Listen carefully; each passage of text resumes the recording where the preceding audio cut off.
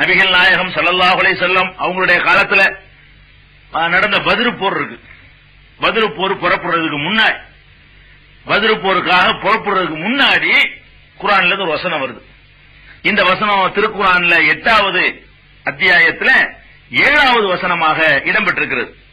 இந்த வசனத்துல அல்லாஹ் என்ன சொல்றான்னு கேட்டா, ஒரு 2 அணியினர், ஒரு வர்த்தக கூட்டம் ஒண்ணு போய்கிட்டு இருக்குது, இன்னொன்னு பட திரட்டி வந்துகிட்டு இருக்காங்க, அவங்களை சந்திக்க வேண்டி இருக்கிறது. இரண்டில் எதை நீங்கள் எதிர்கொள்ள விரும்புகிறீர்களோ அதை அல்லாஹ் உங்களுக்கு வெற்றிகரமாக ஆக்கி தருவான், இது உறுதி. நீங்கள் பத்ர்ல போய் அவர்களை சந்தித்தாலும் ஜெயிக்கிறது நீங்கள் தான், அதே மாதிரி வணிக கூட்டத்தை நீங்கள் எதிர்கொண்டாலும் அவர்களை நீங்க ஜெயிப்பீங்க என்று திருமறை குர்ஆன்ல இந்த சூரத்துல் அன்ஃபால் 8வது அத்தியாயத்துல 7வது வசனத்துல அல்லாஹ் சொல்லி காட்டுறான். எப்ப சொல்றான்? மதீனாவுல போய் அகதியாக போய், பத்ருங்கிறது ஆரம்ப கட்டம், அகதியா போய் சின்ன ஒரு கூட்டத்தை உண்டாக்கி, சாப்பாட்டுக்கு வழி இல்ல, ஆயுதம் வாங்க வசதி இல்ல, ரொம்ப பலவீனமான நிலைமை, புனித ரமலான் மாதம், நோன்பு வேற கடமையாக்கப்பட்டிருக்கிறது, ஏற்கனவே நோன்பு நோற்றதனால் உடல் எல்லாம் பலவீனமாக அடைந்திருக்கிற ஒரு நிலைமை. அப்ப அவர்கள் எதிரிகள் என்ன மாதிரி வர்றாங்கன்னு கேட்டா, நல்ல பொறுக்கி எடுத்த மக்களை அழைத்து கொண்டு வலுவானவர்களுக்கு நல்ல பயிற்சியோடவும் உணவோடவும் சாதனத்தோடும் வர்றாங்க. அவர்கள் 1000க்கு மேல திரண்டாங்க. இங்க பார்த்தா 300 செச்சம் தான் இருக்குது. இந்த 300 செச்சத்துல நபிகள் நாயகம் ஸல்லல்லாஹு அலைஹி வஸல்லத்துக்கு அன்னைக்கு 55 வயசு. அப்ப எல்லாம் ரிட்டையர்டு நம்ம சொல்லக்கூடிய வயசு. அபூபக்கருக்கு ஏறக்குறைய சுமார் அதே வயசு, உமர் ரலியல்லாஹு அன்ஹு ஏறக்குறைய அதே வயசு. அதாவது ராணுவத்திலிருந்து ஓய்வு கொடுக்கக்கூடிய வயசுல உள்ளவங்க எல்லாம் இங்கிட்டு இருக்கிறாங்க, சில இளைஞர்களும் இருக்கிறாங்க. அங்க ராணுவத்துக்கு பொறுக்கி எடுத்துக்கொண்டு அதுக்குன்னு தயாரிச்சு அது மாதிரியான உணவு அது இதெல்லாம் கொடுத்து அவங்களை குசிப்படுத்தக்கூடியதுக்கு பெண்கள் என்ன, மதுபானங்கள் என்ன, தளவாடங்கள் என்ன, குதிரை என்ன, ஒட்டகங்கள் என்ன எல்லாம் வருது.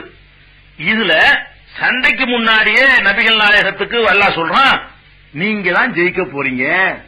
உலகத்துல எவனுக்கு தான் கிறுக்கன் இருப்பான். அன்னைக்கு உள்ள நிலையில இத போய் சொன்னான்னு வைங்க, கிறுக்கவங்களா இருக்காங்க, இவங்க எப்படி அவங்க ஜெயிப்பாங்க?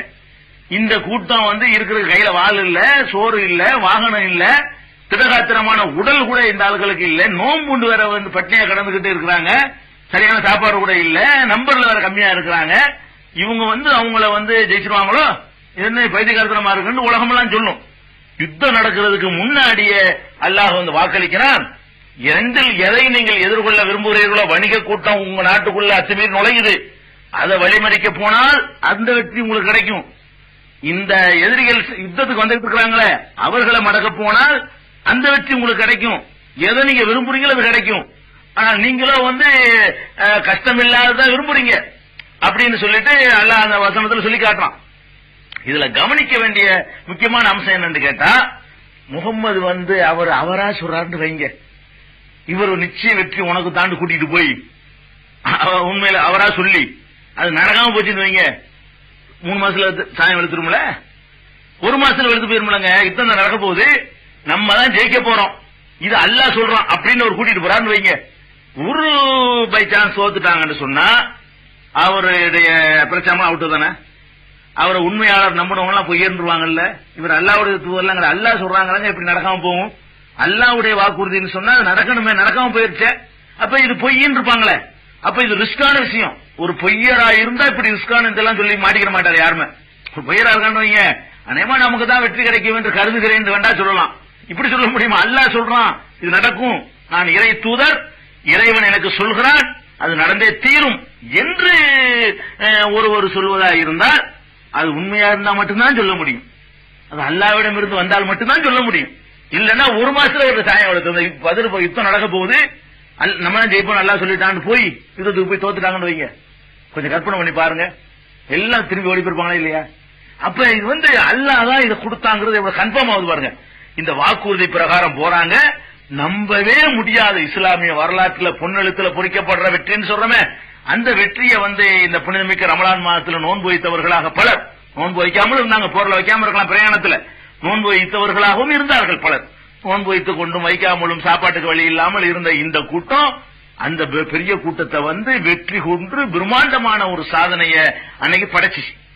இந்த சாதனையை படைக்கும் என்று இறைவன் எனக்கு வாக்களித்திருக்கிறான் என்று தெளிவாக நபிகள் நாயகம் ஸல்லல்லாஹு அலைஹி வஸல்லம் அறிவித்தார்கள். நடந்துச்சு. அப்ப அந்த மக்களுக்கு என்ன நம்பிக்கை வரும்? இவர் இறை தூதர் தான், கண்டிப்பா இது அல்லாஹ்வுடைய வார்த்தை, கரெக்டா நிறைய வருதுல, எவ்வளவு தைரியமா சொன்னாரு, சொன்னபடி நடந்துருச்சே அப்படின்னு. இன்னைக்கு எல்லா பொருளையும் இப்பதான் சொல்லுவான், நீங்க நினைச்சிடக்கூடாது. எந்த யுத்தத்திலையுமே எல்லாருமே நானும் ஜெயிப்பேன்னு தான் சொல்லுவான். அப்படியான சொல் என்று நீங்கள் இதை கருதக்கூடாது. ஏன் இவர் அந்த மாதிரி இவர் சொல்லல, இவர் சொல்வதற்கு மற்றவர்கள் சொல்வதற்கு வித்தியாசம் இருக்கிறது. இவர் தன்னை அல்லாஹ்வுடைய தூதர் என்று சொல்கிறார், நீங்க தான் ஜெயிப்பீங்க என்று அல்லாஹ் எனக்கு சொல்றான்னு சொல்றார். அல்லாஹ் சொல்றான் என்று சொன்னால் நடந்து ஆகணும், மனுஷன் சொன்னா நடக்காம போவோம். மனிதனாக இருந்து நம்ம தான் ஜெயிப்போம் என்று கருதுகிறேன் என்று நபிகள் நாயகம் சொல்லி இருந்தால் அதுல ஒரு அற்புதம் கிடையாது. இது மாதிரி எல்லாரும் கருதலாமையா, 2 பேரும் நான் தான் ஜெயிப்பேமா, எவனா ஒருத்தன் ஜெயிப்பான், இது ஒரு பெரிய விஷயமா அப்படின்னு சொல்லி நாம் நினைத்திருக்கலாம். இவர் எப்படி சொன்னார் இந்த மெசேஜ் என்று கேட்டா, அல்லாஹ் எனக்கு சொல்றான் அப்படின்னு அர்த்தம். நான் தோத்து விட்டால் நான் அல்லாஹ்வுடைய தூதர் இல்லைன்னு அர்த்தம். நான் தோத்து விட்டால் இது குர்ஆன் இல்ல, அல்லாஹ்வுடைய வேதம் இல்லைன்னு அர்த்தம். நான் தோற்று விட்டால் நான் கொண்டு வந்த மார்க்கம் பொய்ன்னு அர்த்தம். இப்படி டிக்ளேர் பண்ணி கூட்டிட்டு போய் ஜெயிச்சு காட்டினாங்களே, அப்ப இது அல்லாஹ்வுடைய முன்னறிவிப்பு அளித்த வாக்குறுதி கரெக்டா நிறைவேறுச்சா இல்லையா? அந்த மக்களுக்கு நம்பிக்கை உறுதியாச்சா இல்லையா? அப்ப இதுதான் அவர்கள் வாழ்நாளில் நடந்த இன்னொரு முன்னறிவிப்பு என்று சொல்லலாம். அதே மாதிரி நபிகள் நாயகம் ஸல்லல்லாஹு அலைஹி வஸல்லம் அவர்கள் மக்கா மதீனாவுல வாழ்ந்து கொண்டிருக்கும் பொழுது அவர்களை கொல்லுவதற்காக வேண்டி ஒரு பள்ளிவாசலை கட்டுகிறார்கள். யூதர்கள் பள்ளிவாசலை கட்டி அந்த பள்ளிவாசல் மாதிரி வழிபாடுலாம் நடத்தி அதுல இவரை கூட்டிட்டு போனா அவரை காலி பண்ணி போடலாம், அதான் வசதி என்று சொல்லி அவங்கள அது மாதிரி கொள்றதுக்கு திட்டம் போடுறாங்க. இந்த பள்ளிவாசல் அவர்கள் போடுகிற திட்டம் அவங்களுக்கு மட்டும்தான் தெரியும், யாருக்கும் தெரியாது. இது அங்கிருந்து வருது. இந்த மாதிரி இந்த பள்ளிவாசல் என்று கட்டிக்கொண்டு நம்மை கொல்லுவதற்கு பிளான் பண்ணுகிறார்கள் அப்படின்ற ஒரு குர்ஆன் வசனம் ரசூல் ஸல்லல்லாஹு அலைஹி வஸல்லத்துக்கு வருது. நீங்கள் திருக்குர்ஆன்ல 9வது அத்தியாயத்துல சூரத்து தௌபா என்ற அத்தியாயத்துல 107, 108, 109, 110 அந்த வரிசையாக நீங்கள் பார்த்தீர்களே, ஆனால் இந்த வரலாற்றை எல்லாம் சொல்லி காட்டுறான். அதாவது கொள்ளுவதற்காக வேண்டியும் குழப்பம் செய்வதற்காக வேண்டியும் ஒரு மஸ்ஜிதை உண்டாக்கி கொண்டிருக்கிறார்கள் அப்படின்னு சொல்லி அல்லாஹ் எச்சரிச்ச உடனே உள்ள போய் பார்த்தா அவ்வளவு சூழ்ச்சியும் தெரிய வருது. அங்க நடக்கிற சூழ்ச்சிகளை இதான் நடக்குன்னு முதல்ல சொல்லிட்டு கூட்டிட்டு போற. இது பள்ளிவாசல் இல்ல, நான் போய் உழவு வச்சு பார்த்த அறியவில்லை, அங்க இன்னதெல்லாம் இருக்குது என்று அல்லாஹ் எனக்கு அறிவித்திருக்கிறான். அது பள்ளிவாசல் இல்லை, பள்ளிவாசல் போர்வையில சில முனாஃபிக்குகள் சந்தர்ப்பவாதிகள் நமக்கு எதிராக சதித்திட்டம் தீட்டுவதற்காக கட்டிய கட்டடம் என்று சொல்லி அறிவித்து விட்டு சென்று அதை உள்ள காட்சியை நிரூபித்து காட்டுகிறார்கள் நபிகள் நாயகம் ஸல்லல்லாஹு அலைஹி வஸல்லம் அவர்கள். இதுவும் அவர்களுடைய வாழ்நாள்ல சொல்லிட்டு கூட்டிட்டு போனாங்க. அது மாதிரி இருக்குது, அது மஸ்ஜிதே இல்ல, அது பள்ளிவாசல இல்ல. அப்ப என்ன விளங்குது, அவர் என்னத்தான் குர்ஆன் அல்லாஹ் சொல்றான் உண்மையா சொல்றாரு, அதெல்லாம் நடக்குது, கரெக்டா இருக்குது, அதெல்லாம் உண்மையா இருக்குது. அந்த மக்களுக்கு நம்பிக்கை மேலும் மேலும் அதிகமாகிற அளவுக்கு இப்படித்தான் நம்பினாங்க அந்த மக்கள். சும்மா ஏதாவது ஒரு நம்பிட்டு போயிடல, எல்லாமே அப்படி கண்ணு முன்னாடி அப்படி நடந்து கொண்டே இருக்குது. இந்த காட்சியெல்லாம் பார்க்கும் பொழுதுதான்